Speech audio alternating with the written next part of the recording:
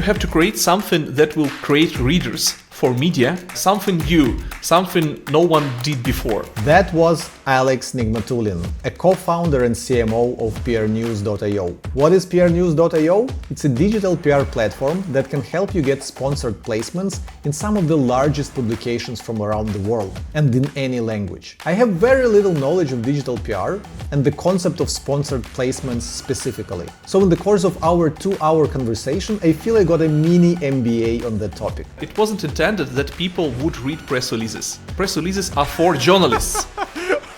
We discussed what sponsored placements are and how this is different from conventional PR. Why backlinks aren't the main reason people use PRnews.io. People use PR News for building their personal brand, or to disclosure information about their companies, or to increase their awareness. That's why they don't use links at all. It is not their purpose. And what impact AI had on the digital PR industry so far? People usually they cannot write good things, and when the AI started, when it became more popular, the quality of the texts become more improved. Fun fact, both Alex and myself are Ukrainians, and we even share the same hometown, Mykolaiv. So please forgive us our strong Ukrainian accents as you'll be checking out this episode. My name is Tim Solo, and you're listening to Ahrefs podcast. Ahrefs podcast. It's actually pronounced Ahrefs. Oh, sorry, my bad. Let's do it again.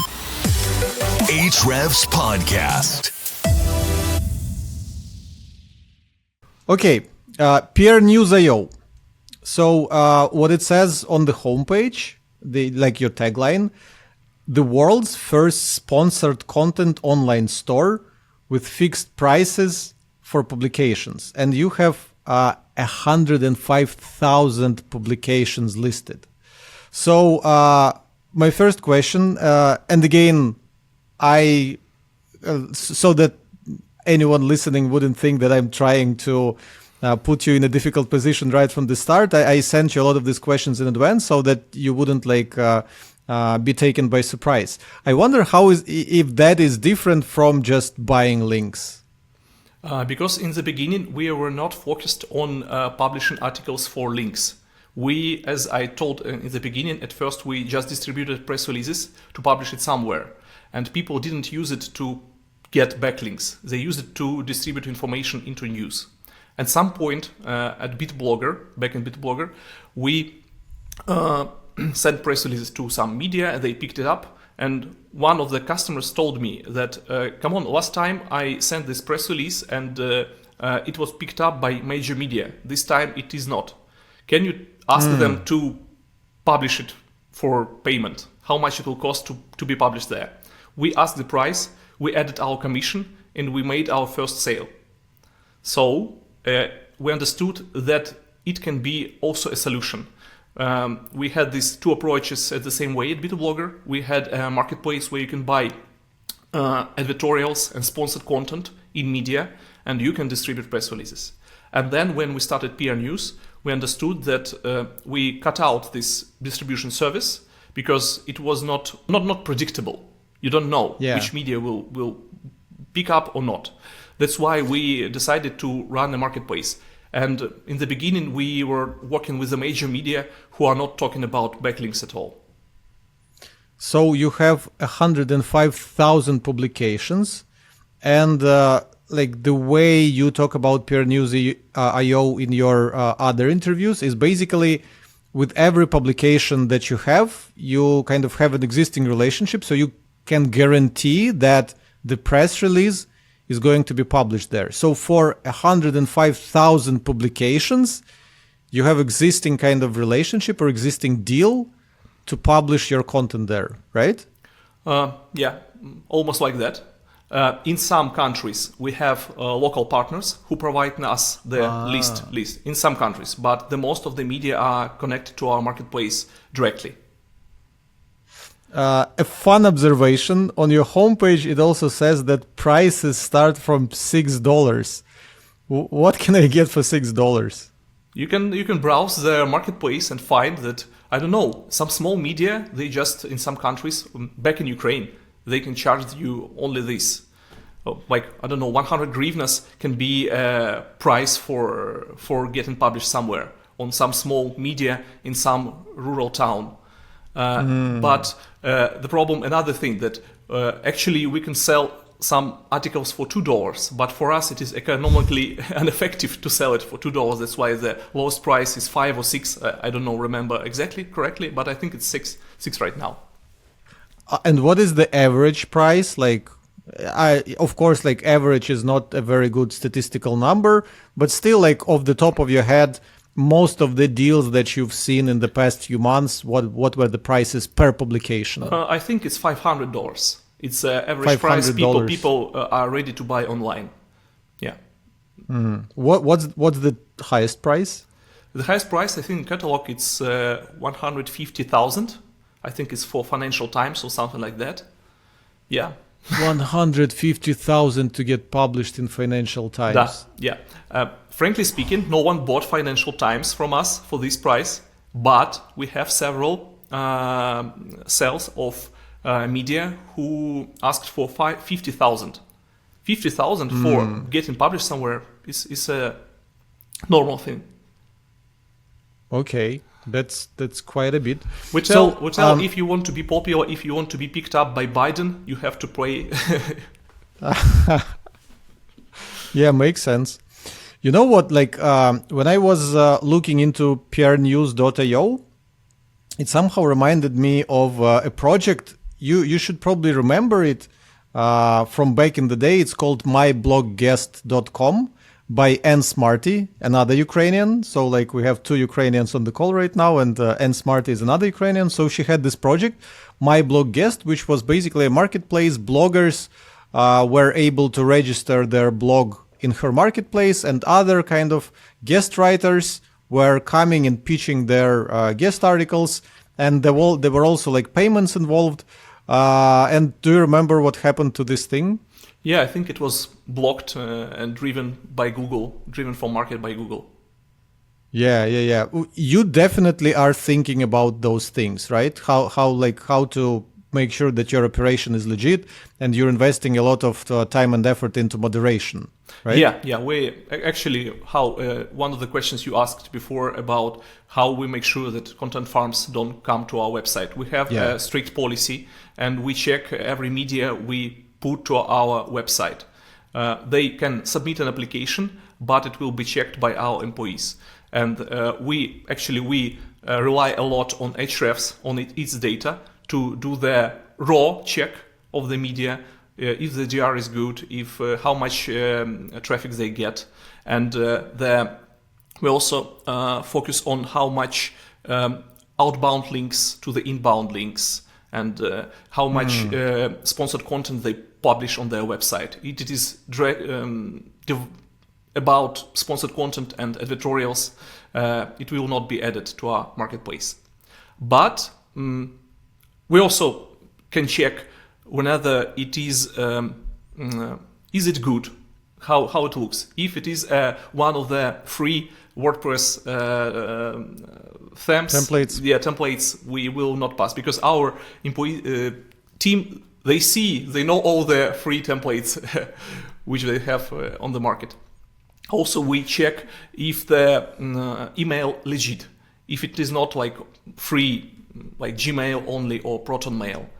And there are other approaches we have, but we can add some website without good metrics, Ahrefs metrics too. Because, in journalism there is a problem of news deserts. It's communities where they don't have news websites representing their interests.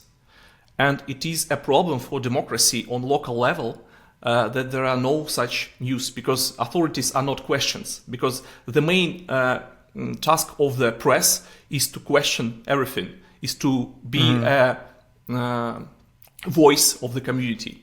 And that's why there are some organizations or groups who try to create this news media in these areas. And of course, in the beginning, the metrics for this media are really, really low. back to the question about spam. I would imagine you, like as a marketplace, you get attacked from both ends. So some people try to submit low quality websites to earn money from them with your help. Content farms. And recently we have another funny term, content goblins. It was coined by someone writing article for The Verge or something. So yeah, those content goblins come and try to submit AI generated content because of how easy it is right now to write something with AI. So you have to have like moderation in place from both ends. Did you notice that since like ChatGPT and AI appeared and people can generate content with one click, you have to invest more effort to clean up your marketplace from both ends, or it didn't change much for you, and like the amount of people who are trying to get into your system is more or less the same? With AI, it's a funny thing. We faced the problem of garbage content before the AI happened, because people usually they cannot write good things, and when the AI started, when it became more popular, the quality of the texts become more improved. Yeah. Okay. Yeah, and AI, it cannot create a newsworthy thing for you, but if you have something in your mind, you can, with the help of AI, you can write a decent press release. Because most of our, big part of our customers are not PR specialists. They are owners of the companies, and they want to write something. And for you and me, AI is something, an average, like everyday thing. But for them, AI is something from the news. We created this AI press release copywriter, and people were impressed. But it just created prompts for ChatGPT and send it back. But people were impressed because they didn't know that such thing can do. Like business owner, he want to write about his new shop in the center of the city, but he's not a copywriter. But with AI, he just describes the situation and he get a decent content. Then he can adopt it and add some details, but he has no this problem of blank space. Like in the beginning, when you want to write something, you need to start with something, and AI really helping you with that. Also, AI can create some news breaks which can actually work. It's hallucinating sometimes and all the times, but news breaks that actually work can sound really unusual. Like back in the days, we had our customer who created his news break was that he had a delivery service, and his delivery guys and girls, they hugged the customer when they delivered something to show the warmth. It's a stupid thing for me, but it was seeded in media with our help in the right time, and it was picked up. It's another thing. You need to choose the time you want to seed the news in media. For example, you have to understand that newsrooms, they also have their KPIs. And sometimes there is one guy sitting in Sunday evening on news, and if he has nothing to write about, he will pick up anything he wants. So you have to put this news, this press release on some websites they read, the other media our journalists read, and it can be picked up. In that case, this news break was picked up by television. And and it is not like the only time. The same customer, when the pandemic starts, they planted news with our help that their courier blessed himself when he delivered goods. And it was like they caught it on CCTV camera, but the quality was too good. The brand name on his coat was too obvious, but it worked. It was also picked up, because you need to do it in right way and understand how media operate. If it was sent in the middle of the day, in the middle of the week, it will not be picked up, but in right time it can work. And AI can create this kind of news breaks. Like I tried to put. When you say news breaks, is it kind of like breaking news or like some No. newsworthy idea, or what is a news break? Newsworthy idea. Yeah. Newsworthy. Okay. Yeah, and I just asked ChatGPT to write a press release about an exotic animal in our office, and it wrote a press release about crocodile. It's stupid, but it can be a newsworthy thing here in Tallinn. Okay, so you actually integrated AI helper into your own software, so that when people want to kind of write a press release within your software, they can use Open AI API or like ChatGPT to prompt and help to polish and improve their press release. So actually, for you, I was expecting that with the help of AI you would get more spam, but it's interesting that you're saying that the quality actually improved because people now can polish, like people who are terrible at this, people who are terrible at writing, can now polish their press releases, and it seems even ChatGPT can point them at some, I don't know, creative ideas of what can be newsworthy. Yeah. Companies, they always face the problem what they have to write about, and they have money. They understand the media they want to be mentioned in, but they don't have some newsworthy thing to share about, and that's why they need help. That's why we want to implement like top 100 titles for your articles, so people will have an idea what to write about. They think that nothing happens in their companies, but it happens a lot. You can create newsworthy content from anything, from everyday life. Okay. I earlier sent you a list of websites. This is a list of, there were a few dozen of them there. Mostly the websites which are somehow related to Ahrefs, meaning they're related to marketing, to technology. Some examples were Ad Age, The Drum, The Verge, Adweek, Wired, etc., etc., etc., with a lot of much smaller ones. And I wondered, because I didn't have a chance to actually browse your database, but I wonder how many of them roughly you have in your database. Did you have an opportunity to check?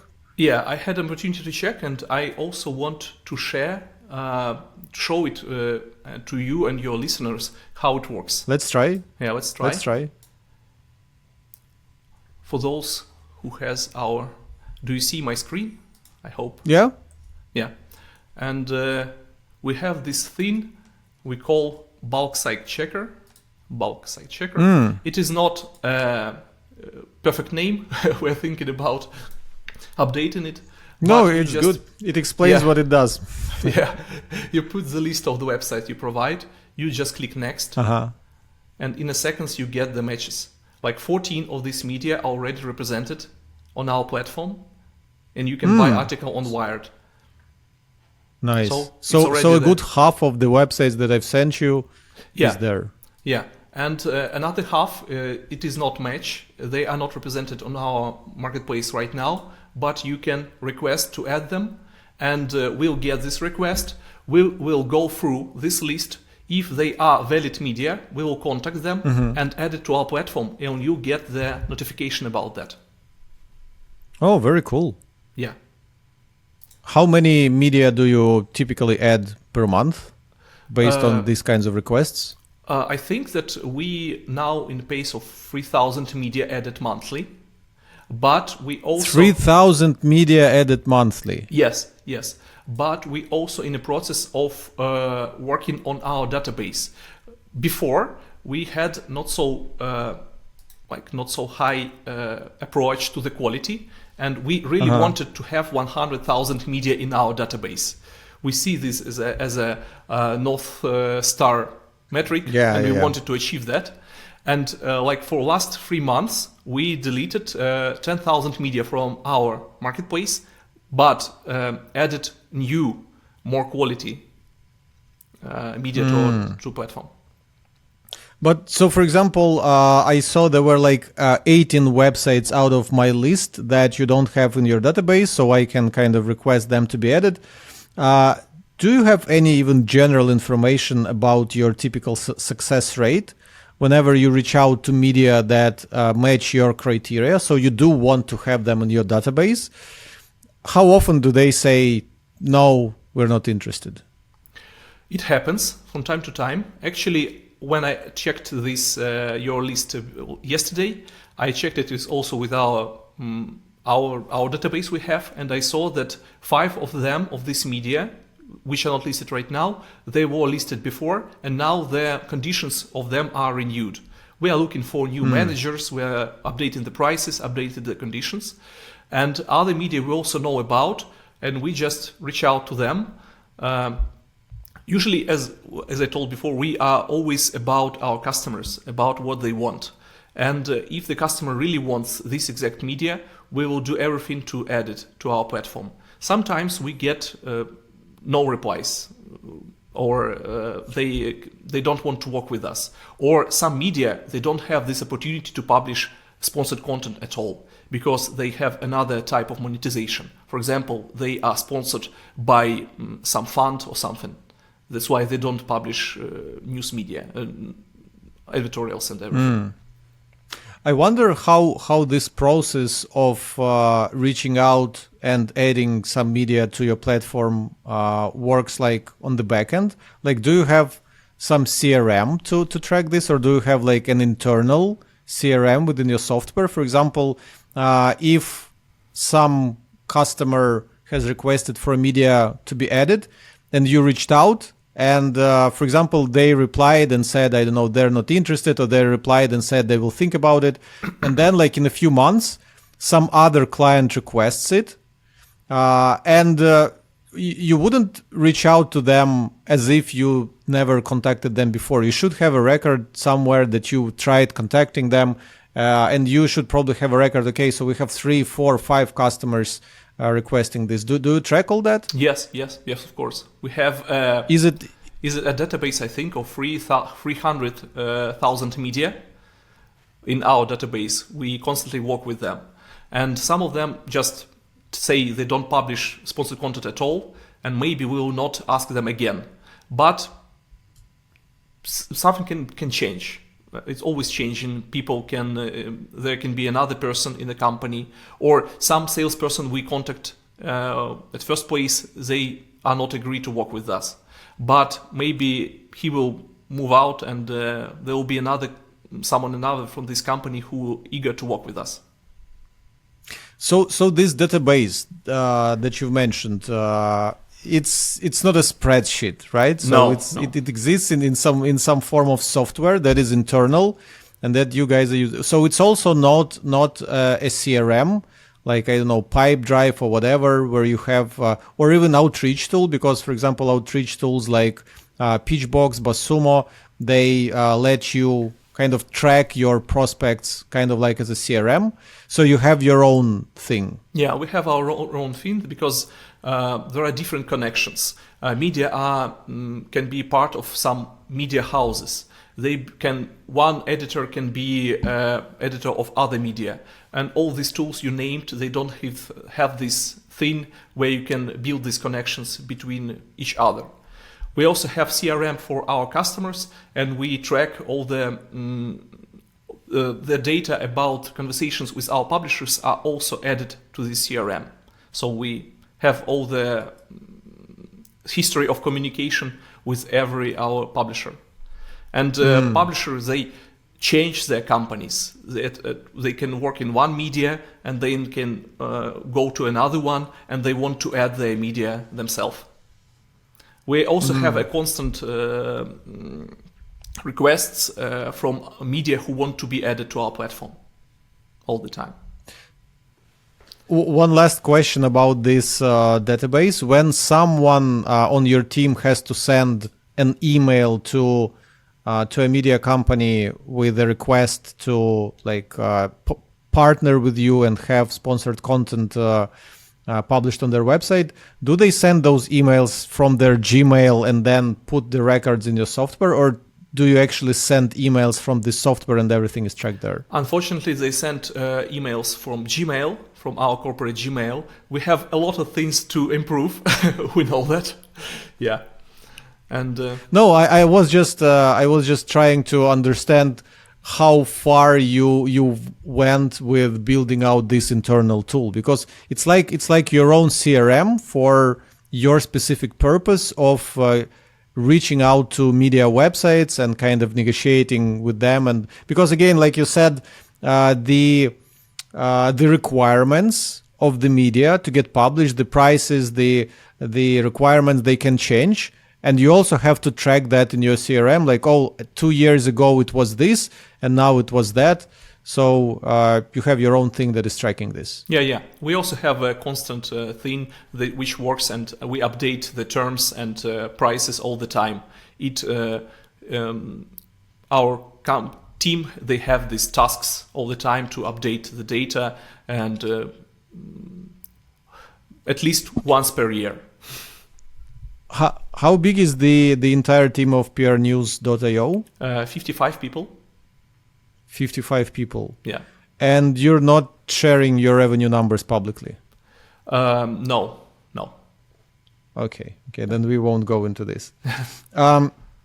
I would imagine that you guys, like different publications, let people choose between regular followed links, and some publications only allow sponsored links with the attribute rel equals sponsored. So I guess first question is, how often do publications would not allow followed links and just say we can publish, but it would be a sponsored link? Just roughly, it's like, is it 50%, 30%? Most of the media, they will publish with the follow link. They don't care about it. Oh, Yeah. okay. But the number, if the bigger the media, the more precise they are about it. They control. They usually use the no-follow links. But Yeah. In general, we have a lot of local media, and they don't know what is local, what is a do-follow or no-follow link. They don't care about it. They just use their WordPress they have, and they don't care about it. So basically in your database, what I can probably do is I can filter for publications who kind of only allow sponsored links or are kind of okay with links being marked as sponsored, right? Yeah, we show the state of media as it is. You can sort them like you want. We always tell that it is against the Google rules to buy article with the follow link, and people can add articles with no follow links. It's not a problem. But it is on the decision of the publication and decision of the customer whenever they want to be involved in this scheme or not. Wait. So when I create my piece of content that I want to have published somewhere, I add the link myself, and I basically specify the property of this link. If it is like a followed link, if it is a no follow link, if it is a sponsored link, and then when the publication accepts my piece of content, they can edit like the actual content and the link. Yeah. Right. Yeah. Okay. Yeah. And in the beginning, we have you always talking about PR News as a press release distribution. We are not press release. Yeah. Press releases are now like maybe 10% of the type of content we distribute. We help customers to publish. Usually there are articles, there are interviews, and a lot of them don't contain links at all, because the people use PR News for building their personal brand, or to disclosure information about their companies, or to increase their awareness. And not only people, but governments they want to promote their inner tourism. They want to promote to bring more tourists to their countries. That's why they don't use links at all. It is not their purpose. And I think you read some articles about that. I don't know. Tallinn was named one of the top 10 cities in Europe, or the best New Year fairy is I don't know, somewhere in Helsinki, and this was planted by the PR specialists from the government who want to promote their tourism, to promote their countries. and they don't use the link at all. They just want to create this impression, and people will think, okay, next time I want to go to, I don't know, to Switzerland for skis, or to Austria. Yeah, we'll come back to that in just a second. I wanted to kind of close the topic of sponsored links because one of the reasons why I'm asking about this is we wanted to run an experiment.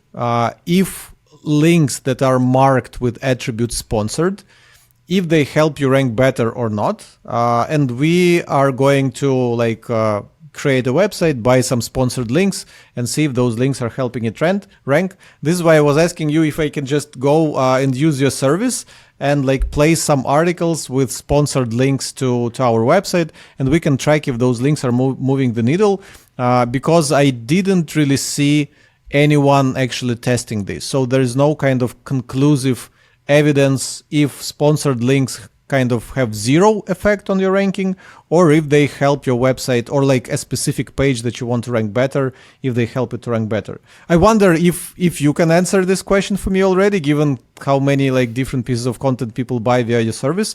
Did you see any cases of someone trying to boost the rankings of their page with sponsored links specifically? No, we didn't check this thing, and but you can completely use our platform for that. There are some websites that will publish only sponsored links. You can buy articles there, or you can buy any other website which accepts links and use their sponsored tag and mark them as sponsored. Yeah, it is. But there are also websites which will not publish links at all. You also have to understand that. Yeah. Maybe they were too afraid or harassed by Google at some point. That's why they stopped doing that. Or maybe they don't know how their CMS works and they don't want to know how to publish it. You have to understand that we work with different media, with different kind of people. People moved from printed media to their online newspaper, and they try to do the same as they do in their printed media. But yeah, you're right. I'm kind of approaching PR News.io from a kind of simplistic point of view, where you're publishing press releases, and press releases are often boring. I'll tell you our experience. So what we tried doing, I don't remember which service we have actually used. I don't think it was you guys. Maybe something else. But basically, we published some big feature in Ahrefs. Let's say some AI, I don't know, content editor or something. And we created a press release Ahrefs, I don't know, Singaporean company, one of the leaders in the SEO space, yada, yada, yada, published this tool that we use the quote by the founder. Nice cup, by the way. We used quote by the founder, blah, blah, blah. You can check it out here. Kind of typical boring press release. I wouldn't read it myself. And we kind of used the service to get it published in a few media outlets. I think our goal was to see if by searching for Ahrefs in Google and clicking on the news tab, we'll see that in the news. And as far as I remember, we didn't, because I guess none of the publications that picked up our press release, maybe it was even free distribution. I don't think we actually paid for placements. I think it was some free distribution, but a few strange media sites picked it up. Where was I going with it? Yeah, so this is why I have this mindset that press release is kind of something boring, that something is, unless you're Apple or unless you're Samsung or Nike or those kind of things, your press releases would probably be boring. So it's very cool that you say that PR News.io is not just focused on press releases, but you can publish any sort of information on media that you're interested in. And get various benefits. So yeah, I that was my question about, is there a way to know how many people have read the article that you published on some media? Especially you said the prices can go up to as high as $50K, but let's take something more manageable, like $2,000 for article. So when I'm paying $2,000 to publish some information, even like an interview with me or like a profile about our company, like what has been happening in the past few years, I want to make sure that people read it, or at least I want to know how many people read it. So do any of the publications provide that, like in a month after publication? Yeah, I will answer this question, but also after that, let's go back about press releases, because I have something to say about that, about the story behind the press releases. Yes, you can track the numbers of readers of the article. We had this really nice thing on our platform before GA4. We have more than 1,000 media connected their Google Analytics to our platform, so we could track how many readers this article has.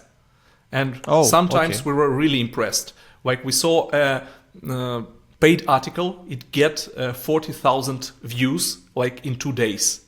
It was marked by sponsored, but it was picked up by Google News, and it was on top of the list, and it get a lot of visits. But with the J4, it broke everything, and now we are waiting that everyone will implement it on their websites, and then we'll think about how to connect their data to us. But now you can always ask media in some time how many visits this website has, and they can send you the screenshots of their analytics.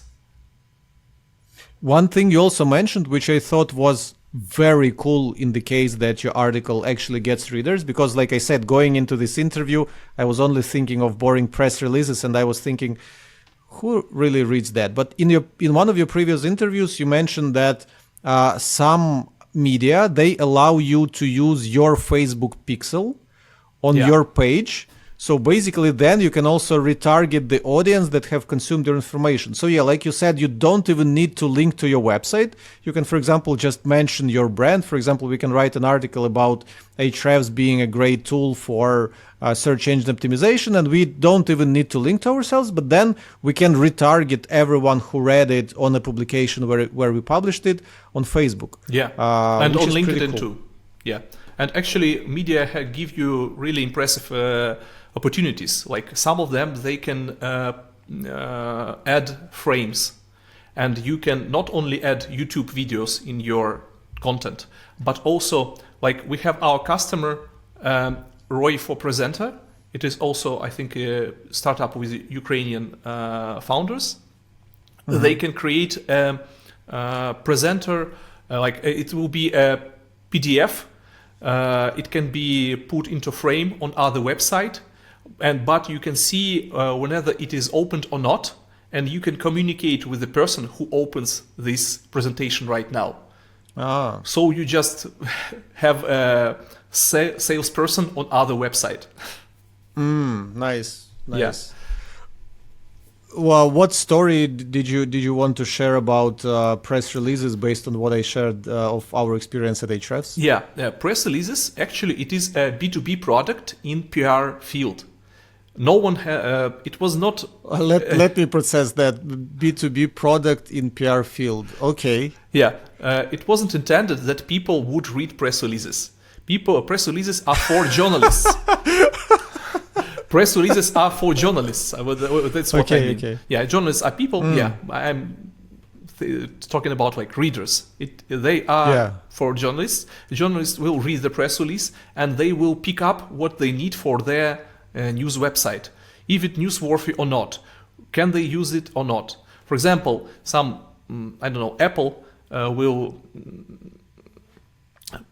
Or your example, you told about AI in a press release, and in the ideal world, some of the media, like Ukrainian media, will pick up that Ahrefs company with Ukrainian founders introduce something new to market. Some SEO website will pick up about this AI feature, which is really good for SEO specialists.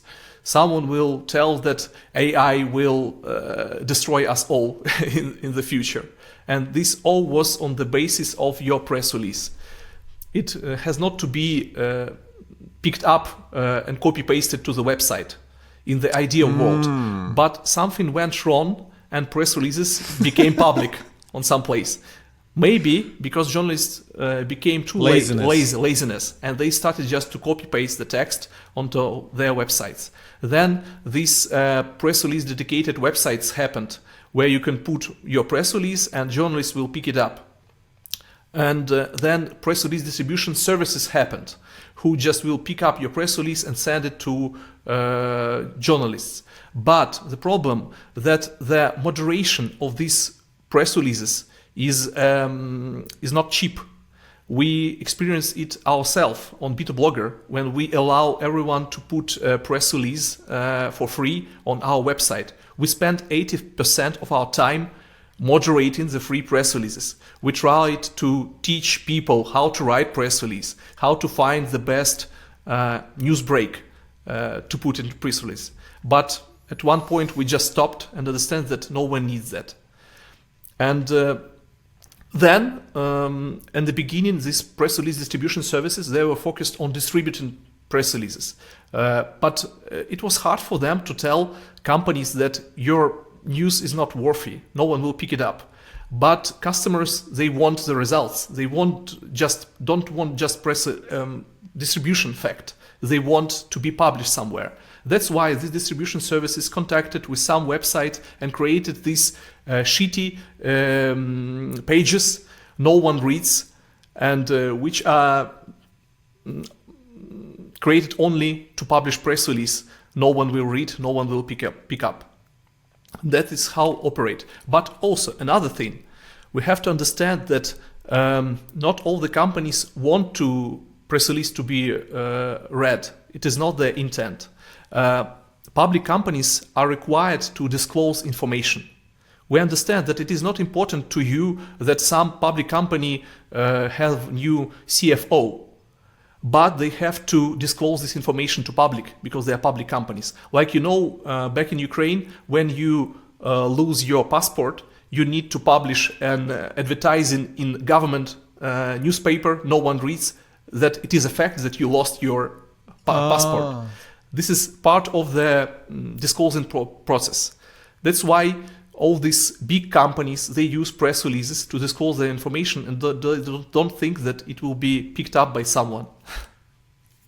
This is so good. You're literally blowing, no, not literally, but you're blowing my mind right now, because it makes so much sense. It makes, basically, public companies, they have to disclose information. And I wondered, who the hell cares, like, if some company that no one knows about appoints, like, chief financial officer who also no one knows about? What's the point? But it's like, it's regulations. And like, when you're saying that press releases are kind of not meant to be read in their kind of original state. So the way I understand it is that, again, a company that maybe journalists may be interested in, for example, let's take hypothetical example of Apple, but it would probably be a bad example. So they want to announce something that is happening, but they don't necessarily have their own PR team who would like create it in a nice article with some background, who would explain.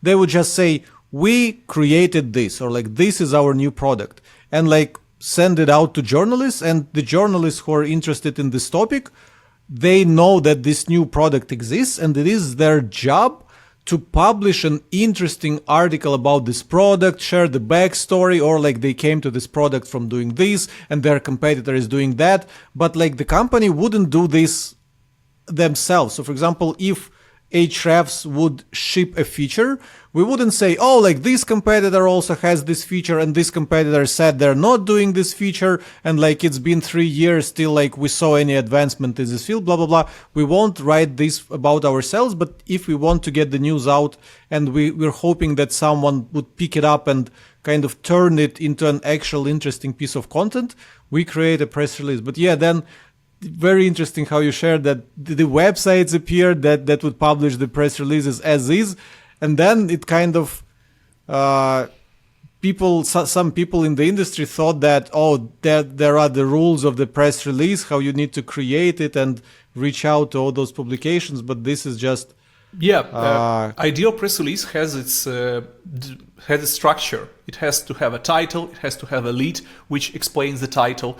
It don't have to be really beautiful. It has to be explanatory to tell what happened. This company introduced that.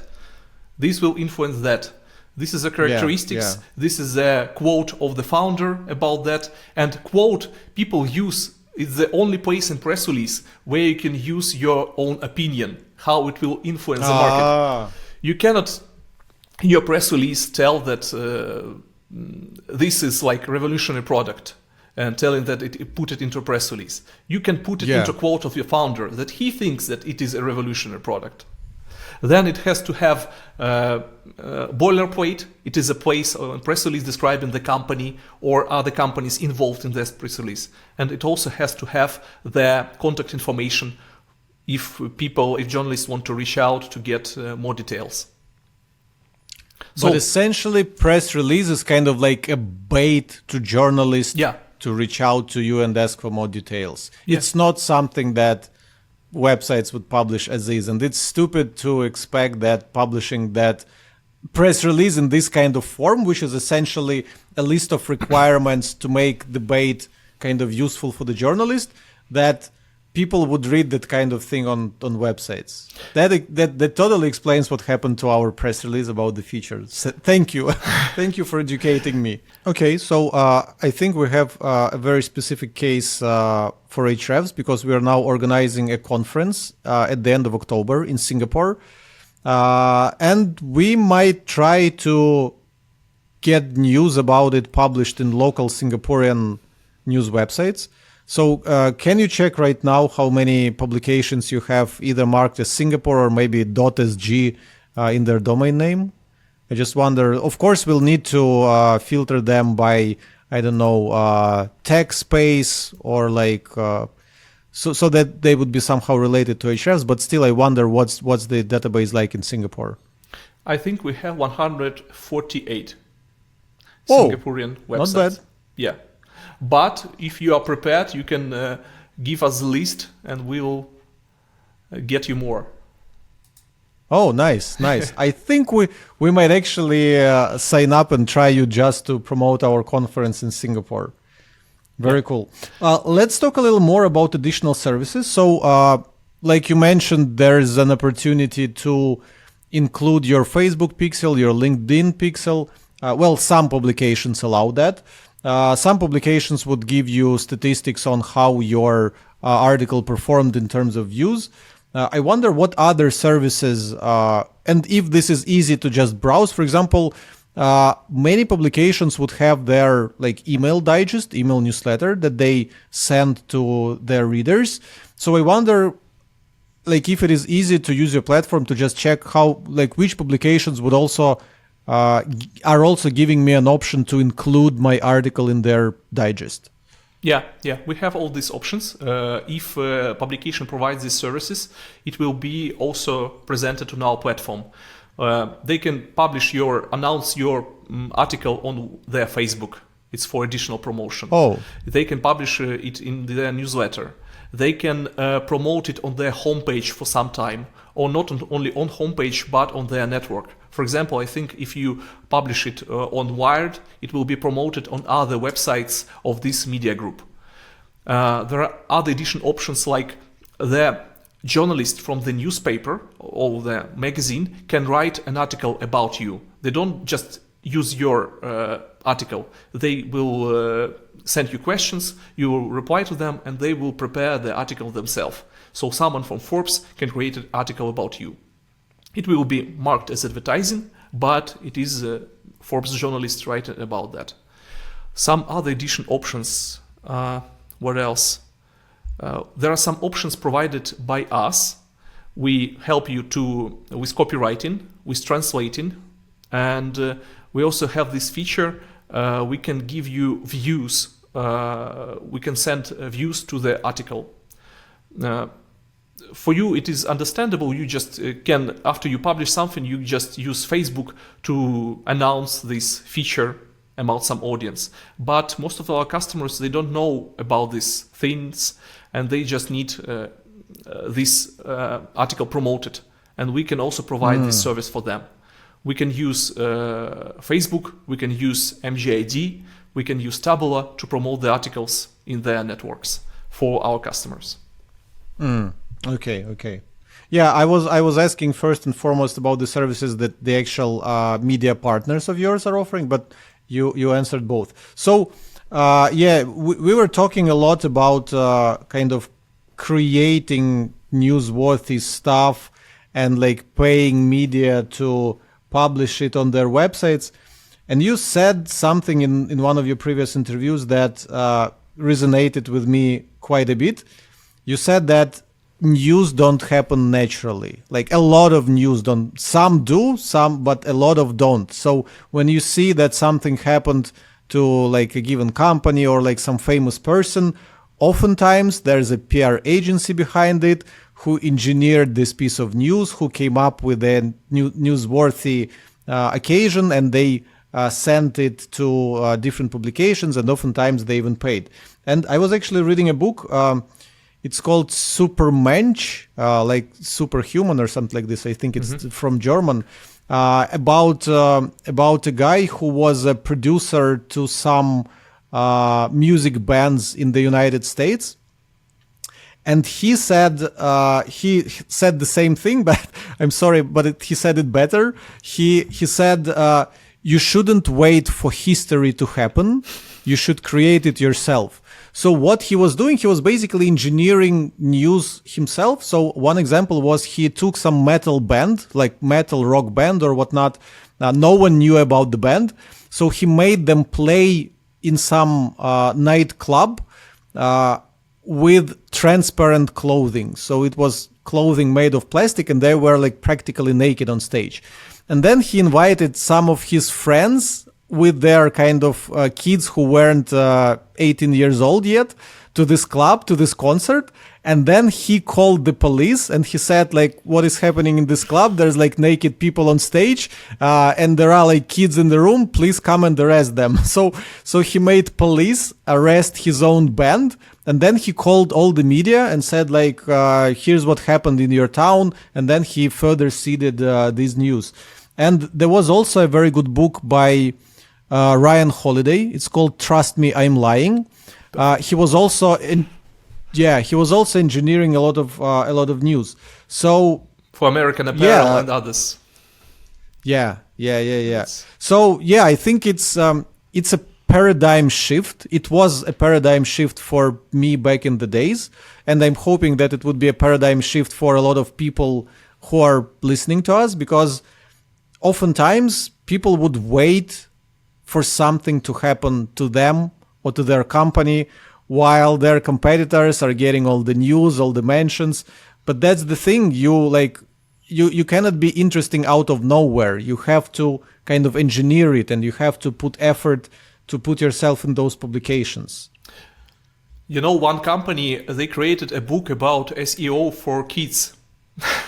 It was really nice approach. This is the thing I'm talking about. You talked about. Yeah, this is another thing I wanted to pick your brain on. Like, how can Ahrefs use your service to kind of to get known in the media, to have more people learn about us? And we just discussed, so we have this Singaporean event upcoming, and we actually tried to reach out to a few media in Singapore about our previous event that we were organizing. Nothing, silence. I guess like the previous connection makes sense, so that like they like to work with partners who they worked before. Plus, I guess we weren't explicit that we can pay for the placement, so they didn't really help us to write something about our conference. But it's interesting that you're mentioning our book for kids. Do you think that is something that we can get published in relevant media, like about marketing and such? I think yes. It's a really nice approach. You have to understand that media has to, the idea behind media is it has to be paid somehow. It has to be paid by you if you just pay and they publish article from you, or they have to sell advertising on the pages they have. So these pages, these articles on these pages has to be interesting. And you have to understand that maybe Singaporean companies, the Singaporean media understand that it will not be interesting that there will be an event for SEO specialists. It can be interesting for a certain giant journal, so Asian journal and other niche websites, but not for general business websites, because there are a lot of some other things going on. If you do something cool on this event, I don't know, there will be some demonstration or something that can be picked up by the news. Naked people on stage. Yes, something. And kids in the audience. Yeah, something like that. Like years ago, David Brown, you know him, he just cut his hair on the stage of iForum, and he got mentioned by Vladimir Zelensky. Oh, really? I didn't know about that. Yeah. Yeah, So- I know David, and I saw this presentation when someone was shaving his head. I think he said that he's doing it because he lost a bet or something, and now he has to shave his head while presenting. But I didn't know that it was mentioned by the president. Yeah, because it was a iForum where president was there, and after that, I don't know this career, but his career and how they relate to each other. But I think it started their work together. Oh, Yeah. okay, that's interesting. Yeah, that's why you have to create something that will create readers for media, and then it will be picked up. Something new, something and no one did before, and it can be interesting for media. It has a chance to be interesting for media. Like having you CFO, it will not be interesting for media. If you have a crocodile for CFO, maybe it can be picked up by someone. Yeah, I think it's very important to understand the mechanics of it because, as you just explained, media has to make money somehow. And if you are popular and if a story about you can drive visits to their website, then they can be paid with advertising on that page, and they are happy to talk about you for free. But most companies in the world, like 99.9% of companies and people, are not newsworthy. And even if we have a crocodile in our office, who cares? We are not Facebook. If Facebook would have a crocodile in their office, then people would click and read it. For an average like Singaporean who's reading the news, Ahrefs SEO company has a crocodile in their office. I have no idea who Ahrefs is, so I don't care if they have crocodile. So if you want to get into media and people are unlikely to be interested in you, so you need that help to get those eyeballs, then you have to pay media. So that's also a good realization. But if you want to pay media to be published, if you don't want just to approach the process to disclose the information, you also has to be interesting. Because people want to read interesting things. Sometimes it's advertising. And that's why your paid content has to be interesting too. There are some approaches to create newsworthy content, and we usually share it with our customers. If you have time, you can create something big and promote that thing instead of promoting your company. Like you create your museum is a good thing. Like MacPaw. Yeah, MacPaw and a lot of other companies. BMW has their museum. Adidas has their museum. Everyone has their museum. It is not only just to show something. It is also to create the newsworthy content. You can create a museum, I don't know, of bad websites, but with the websites which have high DR, but they look like shit. Like 2 weeks ago, I saw the website of Warren Buffett, and it was really bad, but back from 90s. But it is really popular. Yeah, that's an interesting idea with museum. The thought I just had is like a museum of terrible outreach emails or like link outreach emails where people are begging you, "Dear sir, can you please place a link on your website?" Yada yada yada. Yeah, I think people might have Yeah, it will be. Yeah, can be interesting. It can be newsworthy. Other approach, you can be part of other big news and try to comment on that. It is called newsjacking. I think you know about this technique. Yeah. When there is something going on, you can think how you can benefit from adding your product to that. Another thing is to create linkable asset with the power of your data. Like we have this approach, we create twice a year a list of best media, of the most visited media in Ukraine, in different niches and in different regions. And we create this list and we send it to them, and they are happy to pick it up. And we got mentions. That segues us nicely into something that is called digital PR. Because the thing is, the more effort you put into creating something newsworthy, the less you need to pay to get it published. This basically follows the blueprint that we just discussed. If your news aren't very interesting, then there's no way to get published unless you pay. But if you create something really eye-catching, then there's a chance that journalists would publish it for free. And I know some digital PR agencies that specialize in that. They basically help you craft interesting pieces of content, usually based on data, with the high likelihood that journalists would be interested to publish something like this. For example, in which cities of the United States SEO professionals get paid the most. So this is kind of thing that might be picked up by journalists for free. And you probably know about services like Macrack and Rocks Hill Media, which like I'm not very familiar with them myself, but I'm learning from these calls actually. So as far as I understand, these are databases of the actual journalists.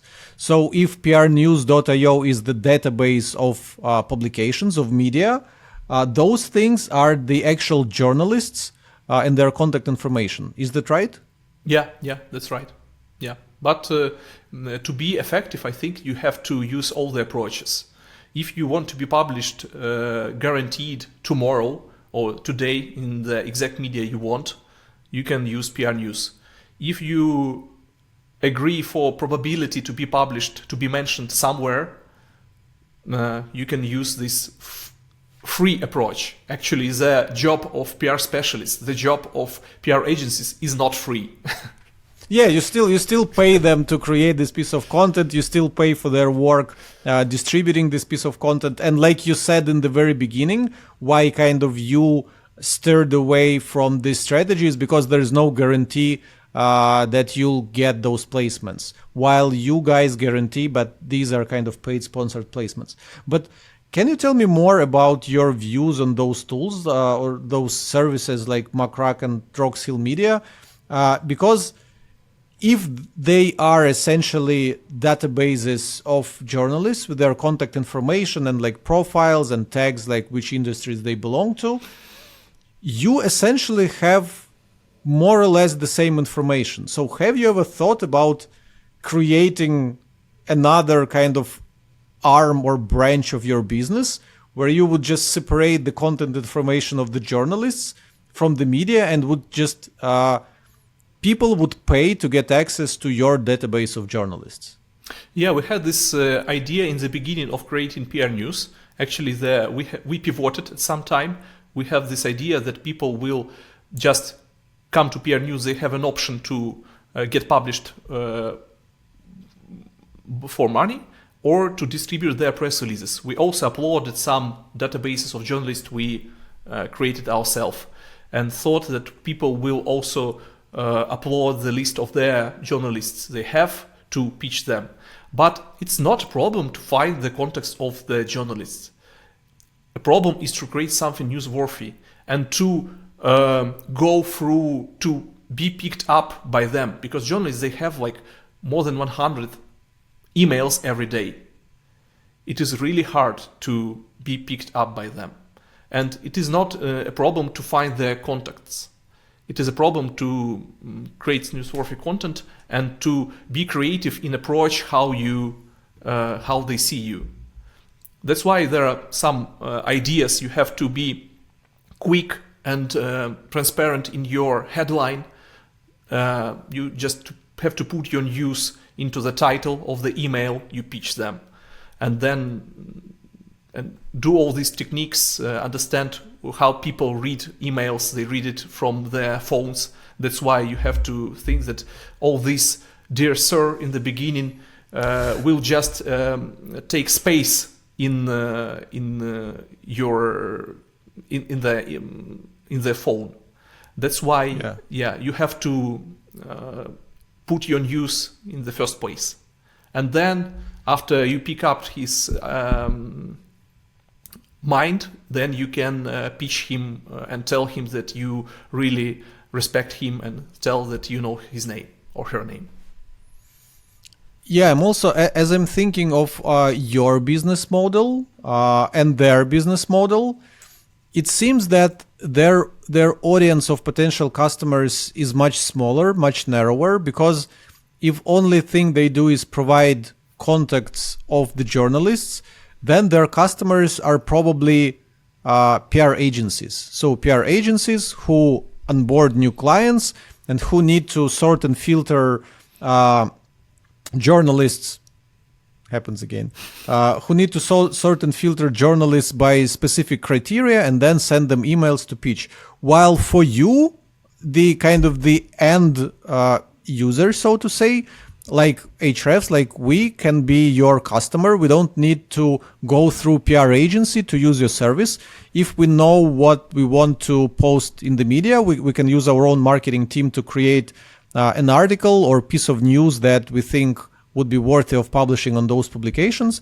We can just go with you directly and have it published directly. So your potential audience of customers is bigger than those of these services, right? Yeah, I think yes. And we are not stopping on giving opportunity to be published in media. We're always thinking about adding something else. We were experimenting with influencers, with podcasts, with YouTubes, and we will introduce it to our platform sometime. Okay, that would be a great value add. Yeah. Like I have a crazy idea that we want to introduce the outside media to our platform too, because before, if you want to promote some your company on billboard, you have to it takes time to put it there. But now with this electronic thing, you just can upload it from your office and update the information there. And for us, the future will be that some company will create a content and then promote it outside, telling that, check this out. When I was in Miami last year, I saw that some guy from real estate, he bought an article on Forbes and then he promoted it outside. He told, here, I saw the city light with picture of him and tell, here is a story of me on Forbes and QR code. Yeah. You mentioned also this in one of your previous interviews, that a lot of people put the news about themselves or their company in kind of reputable websites, and then they promote that to their audience in the form of credibility, which is no different from what I'm seeing when companies would buy ad space on New York Times billboard, and they only to take a picture with that billboard with their company on it, and then use it at look. I have enough money to buy ad space on New York Times. This is not in any way different than, buying an article at TechCrunch and then promoting it on Facebook saying that we were featured at TechCrunch. This is basically the same thing. I just realized that we were talking about your service and PR and digital PR and media publications and everything. But one pretty large topic that I completely forgot to talk with you about, but I still would like to know is how you guys are marketing prnews.io, because I believe you used to be CMO of prnews.io. Right now you are listed as partner or something like that. Yeah, I also CMO and board member.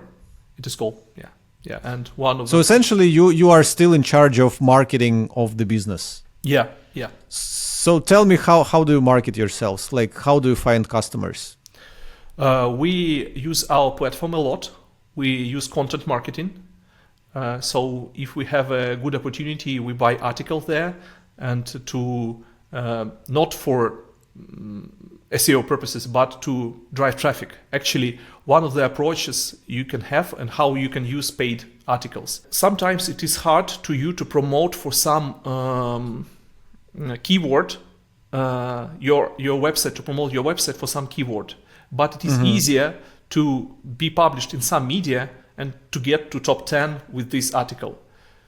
Like, I'm gonna send you information. Like, we published an article last week on some Latvian website about personal brand, and now this article is on fourth place for request personal brand in Latvian.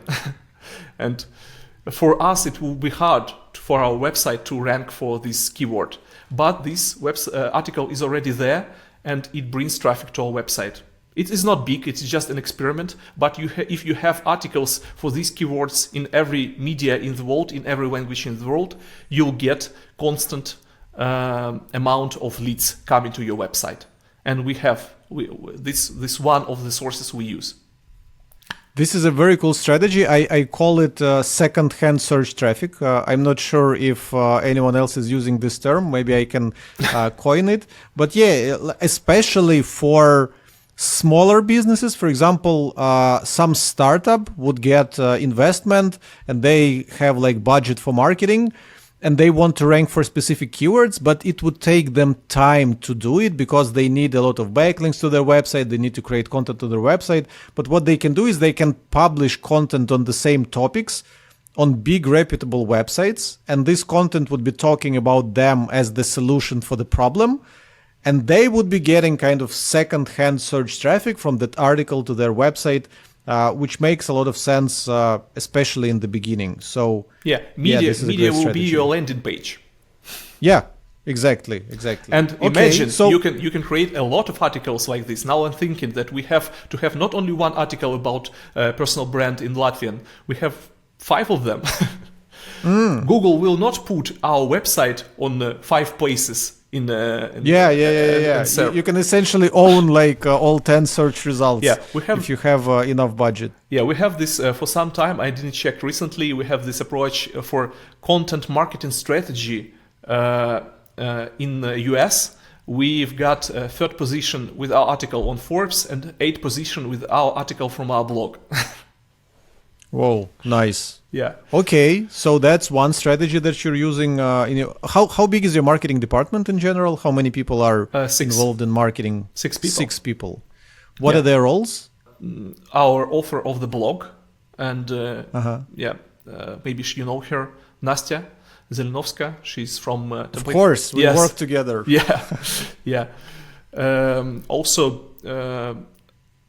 PPC specialist. Recently hired. We didn't have PPC dedicated specialist till last week. Now we have them.